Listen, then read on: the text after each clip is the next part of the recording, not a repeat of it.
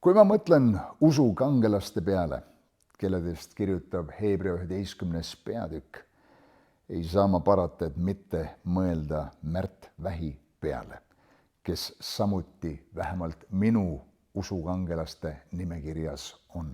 Ja see, kui me olime arreteeritud Moldaavia piiri peal, siis aga Jumal ütles mulle, Moldaavia piiri peal, 7 sealt, meil oli juba määratud vanglasse, aga meil oli lapsed ja siis nad ei lubanud, nad lapsi vanglasse viia.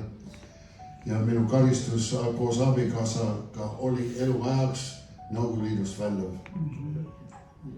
Ja muidugi mul oli hea meel saada välja.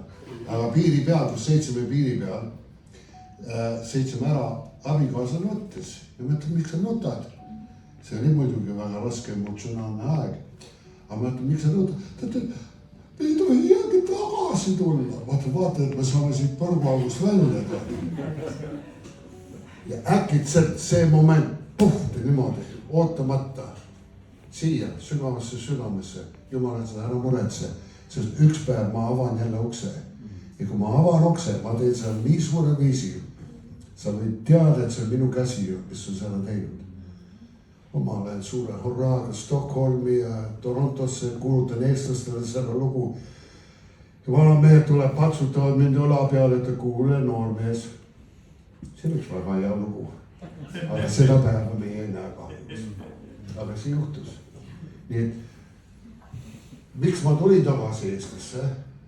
Ma ootasin seda päeva. Ma olin valmis selleks. See ei olnud üks otsus, mida ma tegin. Et nüüd Eestis on vabaks, nüüd on hea aeg minna tagasi. Ma ootasin seda päeva, sest Jumal rääkis seda. Nüüd kes korraldas seda? Keegi ütles niimoodi, uskumata, et Vähi tuli Eestis elama, ta ei saanud välismaal hakkama. See oli just vastupidi. See, mis välismaal oli raske saada hakkama. Siin oli hoopis see lugu. Aga sellepärast ma tulin. See ei olnud ka sellepärast, et okei, nüüd on hea mõte. Kuule, see tuleks, võib-olla üks Nelipüü kirik rajada või midagi. Ei, ma olin valmis selleks. Sellest päevast, kui Moldaavia piiri peal juba see juhtus. Nüüd, kes korraldab neid asju?